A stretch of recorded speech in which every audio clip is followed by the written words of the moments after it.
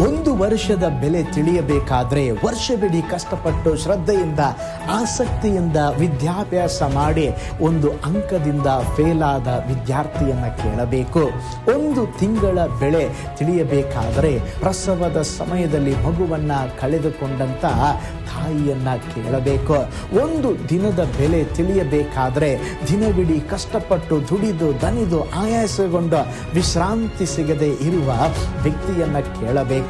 ಒಂದು ನಿಮಿಷದ ಬೆಲೆಯನ್ನ ತಿಳಿಯಬೇಕಾದ್ರೆ ಒಂದು ನಿಮಿಷದ ನಿರ್ಲಕ್ಷ್ಯದಿಂದ ಅಪಘಾತಕ್ಕೆ ಒಳಗಾಗಿ ವ್ಯಕ್ತಿಯನ್ನ ಕೇಳಬೇಕು.